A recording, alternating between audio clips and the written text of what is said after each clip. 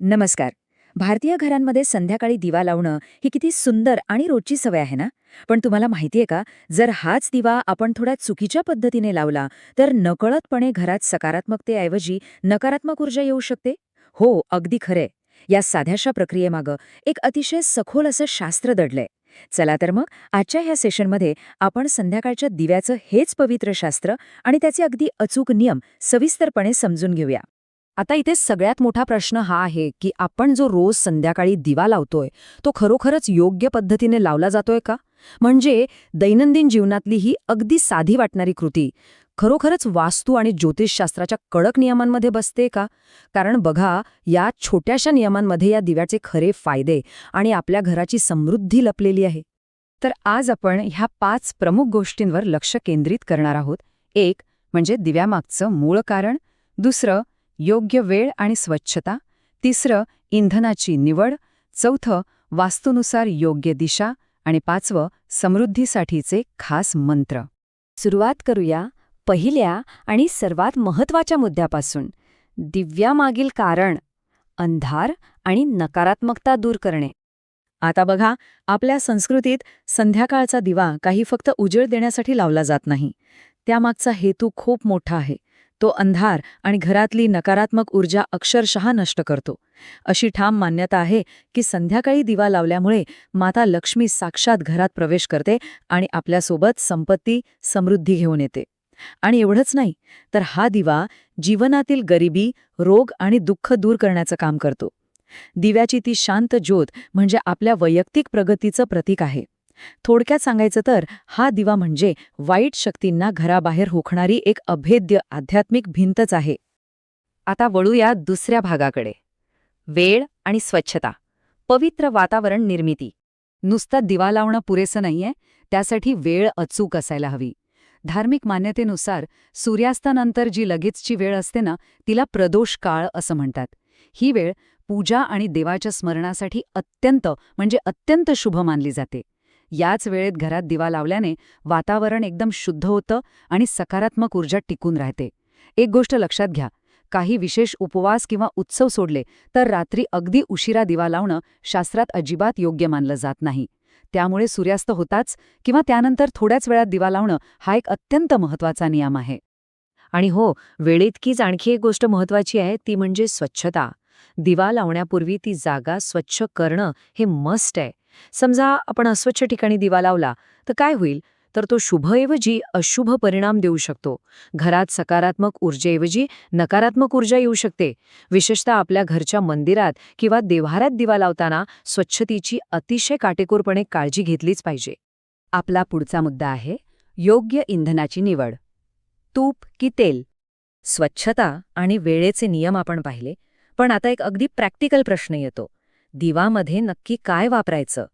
तर घराच्या मंदिरात किंवा देव्हाऱ्यात नेहमी तुपाचा दिवा लावणं सर्वात शुभ मानलं जातं. तूप हे देवतांना अत्यंत प्रिय असतं आणि त्यामुळे घरात एक सखोल शांतता निर्माण होते. पण दुसरीकडे, जर तुम्हाला घराचा उंबरठा, मुख्य दरवाजा किंवा तुळशीजवळ दिवा लावायचा असेल, तर तिथे मोहरीच्या किंवा तिळाच्या तेलाचा दिवा लावला पाहिजे. हे तेल उंबरठ्यावरून घरात येणाऱ्या सकारात्मक ऊर्जेचं अगदी छान स्वागत करतं. सोप्या भाषेत सांगायचं तर दिव्याची जागा जशी बदलते तसं त्याचं इंधनही बदललं पाहिजे. चला आता चौथ्या मुद्द्याकडे जाऊया. वास्तूनुसार दिशा, ज्योत कुठे असावी? वास्तुशास्त्राचे हे नियम खरोखरच खूप अचूक आणि लॉजिकल आहेत. दिवा घरात ईशान्य कोपऱ्यात म्हणजे उत्तर पूर्व दिशेला ठेवणं हे सर्वात उत्तम मानलं जातं. पण इथे सर्वात महत्त्वाची गोष्ट म्हणजे दिव्याची ज्योत कोणत्या दिशेला असावी. मंदिरात दिवा ठेवताना त्याची ज्योत नेहमी पूर्व दिशेलाच असली पाहिजे. किंवा समजा तसं शक्य नसेल तर पर्यायी व्यवस्था म्हणून ती ज्योत उत्तर दिशेलाही ठेवता येते. का माहितीये? कारण याच दिशांमधून घरात आध्यात्मिक आणि आर्थिक समृद्धीची ऊर्जा योग्य प्रकारे प्रवाहित होते. हे ऐकायला अगदी साधे नियम वाटतात, पण त्यांचा घरातील वातावरणावर खूप मोठा सकारात्मक प्रभाव पडतो. आणि आता आपला शेवटचा पण अतिशय महत्त्वाचा मुद्दा, समृद्धीसाठी मंत्र, विधी पूर्ण करणे. तुम्हाला माहितीच असेल, केवळ शारीरिक कृती पुरेशी नसते. मंत्रांच्या उच्चाराने त्या कृतीला एक वेगळीच ताकद मिळते. दिवा लावताना या अत्यंत शक्तिशाली आणि प्राचीन मंत्राचा उच्चार नक्की केला जातो. शुभम करोति कल्याणम आरोग्यम धनसंपदा शत्रुबुद्धिविनाशाय दीपकाय नमोस्तुते. याचा अर्थ किती सुंदर आहे बघा. देवासमोर लावलेला हा दिवा आपल्या जीवनात मंगल, कल्याण, चांगलं आरोग्य आणि धनसंपत्ती घेऊन येवो आणि सोबतच वाईट विचारांचा आणि शत्रूंच्या नकारात्मक बुद्धीचा नाश होवो. या शांत आणि भक्तिमय मंत्राने आपण खऱ्या अर्थाने त्या दिव्याचं स्वागत करत असतो.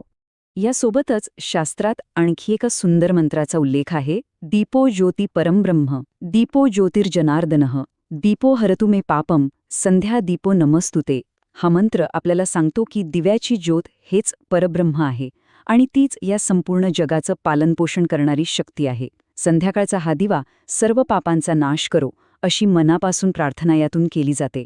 ज्योतिषशास्त्रानुसार सांगायचं तर या मंत्रांच्या जपानेच आपल्या पूजेचं आणि दिवा लावण्याच्या कृतीचं पूर्ण फळ आपल्याला मिळतं. तर आता हे सगळं थोडक्यात सांगते. रोजच्या वापरासाठी दिव्याचे हे 5 सोपे नियम नेहमी लक्षात ठेवा. 1. जागा स्वच्छ करा. 2. सूर्यास्तानंतर लगेच म्हणजे प्रदोष काळात दिवा लावा. 3. देव्हाऱ्यात तूप आणि दारात किंवा तुळशीजवळ तेल वापरा. 4. दिव्याची ज्योत पूर्व किंवा उत्तर दिशेला असू द्या. आणि 5. दिवा लावताना या मंत्रांचा श्रद्धेने जप करा. ही छोटीशी कृती जर आपण दररोज केली ना तर नक्कीच घरातील अडचणी कमी होतात आणि सुख समृद्धी वाढते. आता जाता जाता हा एक विचार करायला लावणारा प्रश्न. दैनंदिन जीवनातल्या अशा आणखी कोणत्या प्राचीन सवयी आहेत ज्यांच्यामध्ये हे असेच वैज्ञानिक आणि आध्यात्मिक नियम दडलेले आहेत? विचार करा. आपल्या पूर्वजांनी तयार केलेली प्रत्येक प्रथा काहीतरी सखोल विचार करूनच बनवलीये.